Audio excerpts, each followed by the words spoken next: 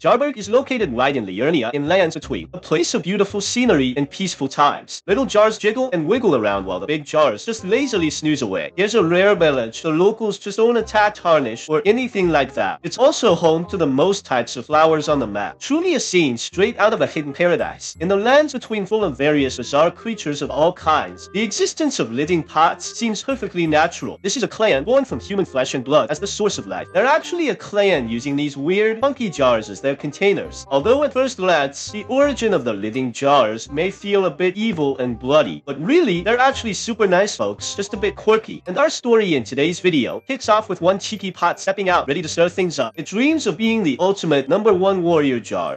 I am the warrior jar known as. One day, we'll be a single great champion. Let us become one champion.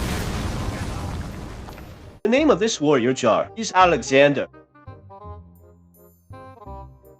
Hey everyone, I'm Phantom Meow, your game host. Today's episode of the chat brings you something special. The most touching side story in Elden Ring game that moved me. It was a cloudy day, and I had just defeated Godred, and was aimlessly wandering around the border of Limgrave. As I was just passing by that cliff near where Caelid's Ridge is, I suddenly heard some super loud cries for help. I followed the sounds, and saw the one making the sound was a huge jar with both hands. It's stuck in a pit, and it's a very large jar. I have witnessed all kinds of bizarre creations when facing this talking and living jar. Honestly, it didn't surprise me one bit. At the request of the jar, I used a heavy weapon, and by Newton's third law of motion, I finally got that jar out of the pit. The jar, acting all shy, expressed his gratitude to me in a shy attitude, and then after that, he introduced to me As Alexander. Iron Fist Alexander.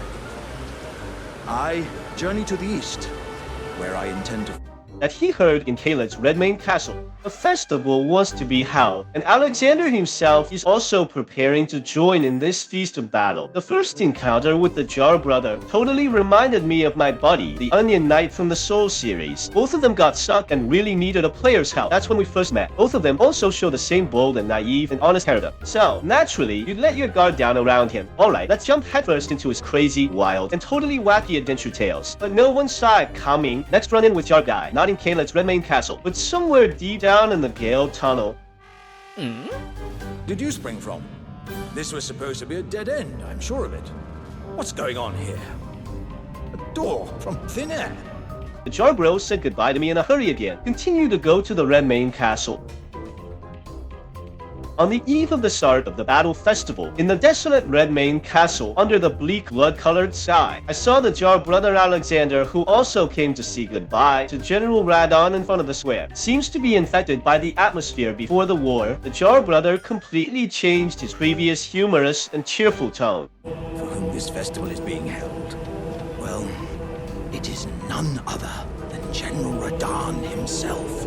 The words were full of respect and admiration for General Starscourge. Super pumped to see who wins the next wild showdown. In the Battle of Starscourge, the Jar brother became a comrade in arms fighting alongside us, making sure that General Starscourge was given a dignified and respectful final ride. In combat, even a lazy swing from General Starscourge could totally rip him open like a cheap piñata. The Jar body is almost broken, but he is still the one who charges the most bravely and fights the most fiercely. The festival is over. As a player, I managed to beat Radon, became the brightest star on the battlefield, nailed it, and got everyone's cheers. The poor old Jar brother was just sadly stuffing those innards away. There was many obvious cracks appeared on him. He looked really battered and lonely, kept feeling really bad about his own weakness. But even so, when facing me giving my care and concern, he still perked up and forced himself to be energetic. It was a battle marvelously fought. You are well and truly a champion, friend. I, on the other hand, am nothing but a crock. One hit was... Perhaps from this moment on, in the heart of the Jar brother Alexander, I am no longer just a companion and comrade in arms, but has become the goal he wants to catch up with. I'm touched by the Jar brothers' unstoppable grit and cheer, set off on our respective journeys again.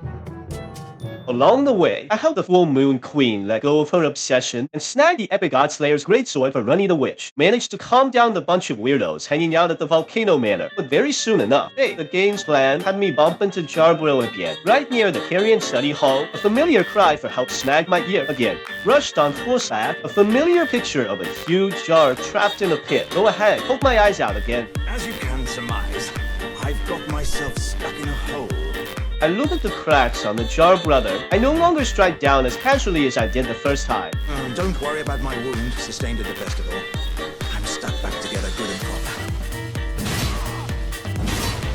I hesitated a little before I hit a heavy attack. Lucky us, we found a slippery way. Just greased up Jarbro by applying oil pot to him. In this way, once again, I saved him right out of that pit, smooth as butter. After Jarbro was safe, he told me his hometown was just a stone's throw away. It is one to which I vowed not to return.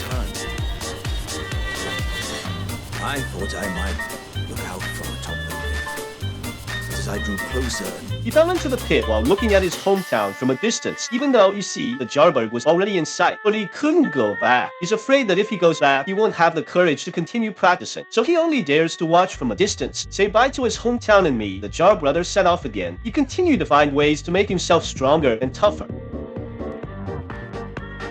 Following the direction the Jar brother looked, I went down the road, ended up in the place he called hometown. It's all about birds singing their hearts out, flowers blooming in glory, pure peace. Just a lonely Jar, chilling on the steps, all alone. Tells me he's got this uncle he totally looks up to. In his eyes, his uncle's a true hero, standing tall, cape and all. And he hopes to have the same courage as his uncle one day, being as brave as him. Just head out and kick off his epic hero quest. And his uncle is our very own Jarbro. That would be Alexander. If you see him, you should ask him to teach you how to fight, cuz he's big and tough and strong.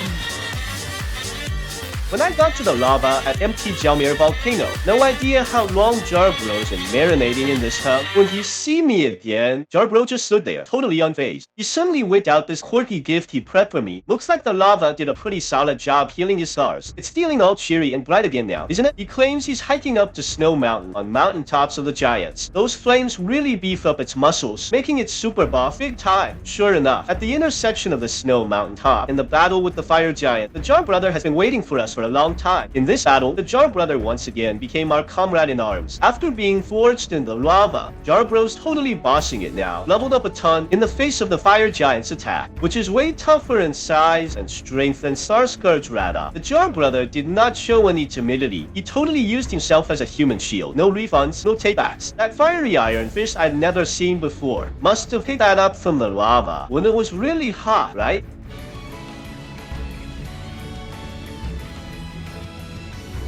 Finally, we defeated the fire giant together. The Jar brother also fulfilled his wish to throw himself into the fierce flames on the Snow Mountain top. Just keep on his grinding and practice. I thought the journey of the Jar Alexander had reached its conclusion at this point. Soaked in the giant flame pool, he could totally be the top warrior Jar now. And then he'll head back to his hometown, that quirky, charming good old Jarberg, chatting with buddies about the wild, wacky stuff he spotted on his road trip. Just like that epic clash with Starscourge, you know, or how those pesky road Jar hoes seem to have a personal vendetta against Jars. But to my surprise, when I finally managed to get to crumbling Theramazua, I ran into Jarbro again, of all people. Dragging his swaying and tattered body, he turned to me, asking for a duel with me, the strongest warrior he acknowledged in the lands between. Let's give it everything we've got in this battle. I've but one thing to ask of you. Would you kindly undertake my ordeal?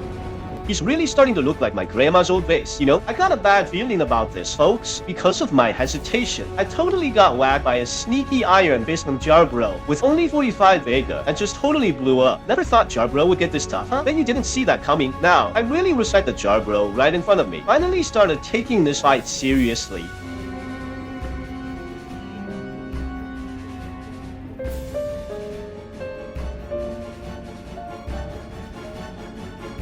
In the end, he totally face-planted right in front of me. You know, pots, they really do have their own limits. Walking towards fragmentation is their destiny. All vessels are destined to one day break.